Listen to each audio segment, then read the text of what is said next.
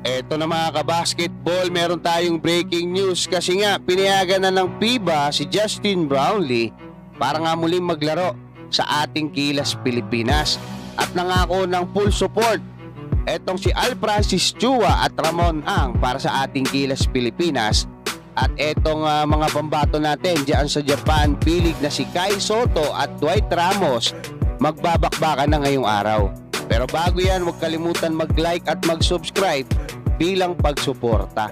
Dito nga sa kakalabas lang na balita mula sa Samahang Basketball ng Pilipinas ay naglabas nga sila ng statement kung saan sinasabi nila na si Justin Brownlee ay cleared na para maglaro sa ating Gilas Pilipinas. Ang nangyari kasi mga kabasketball, yung hatol ay 3 buwan lang.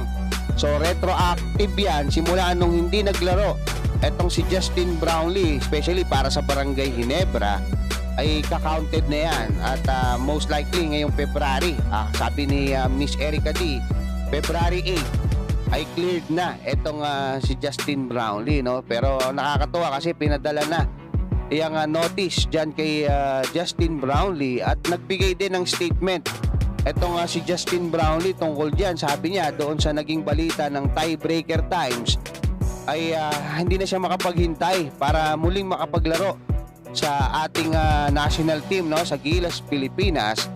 At sinasabi niya pa rito na raw yan, isang karangalan daw palagi yung i-represent yung Pilipinas at masaya siya na makakapaglaro uli siya para sa ating bansa. Sa naging report naman ni Denison Ray Dalupang para nga sa Inquirer.net ay sinabi nga ni Al Francis Chua na mananatili siyang full support para nga dito sa Gilas Pilipinas. Napakalaki ng naitulong ni Al Francis Chua dyan sa Asian Games mga kabasketball. Unang-una na nga dyan yung pagkuha ng mga players. Napakagaling niya na magkumbinse ng mga manlalaro para nga isalang dyan sa ating Gilas Pilipinas. Ikalawa, doon sa China mga kabasketball, naging malaking bagay etong si Al Francis Chua kasi may lahing Chinese yan. Kinukwento niya nga, kinakausap niya yung mga nagmo-moderate yung mga officials ng tournament at malaki kasi nakakapagsalita siya ng Chinese naiintindihan siya, sabi nga Chinese ka rin. So napakalaking bagay na meron tayong Al Francis Chua at that time. Ayon sa kanya mga kabasketball, meron daw kasi siyang gagawin ngayon. Actually alam ko meron silang bagong college team na sinusuportahan.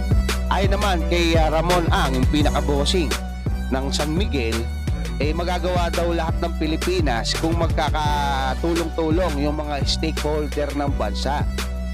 Isinight niya pa 3 years ago nung kay Heidelin Diaz kung saan ipinakita natin yung suporta diyan nga sa Tokyo, nakakuha tayo ng ginto sa Olympics. Ganun din dito sa Asian Games.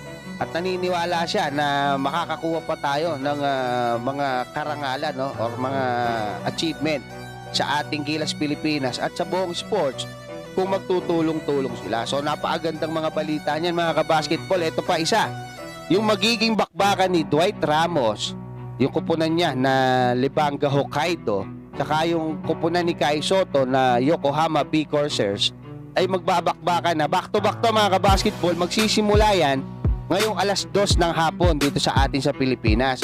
So siguro pag natapos ko to alas 2 na, so magsisimula na, pwede nyo panoorin yan. Bukas naman alauna ng hapon dito sa atin sa Pilipinas. Hanggang dyan mga kabasketball, maraming salamat at God bless sa inyong lahat.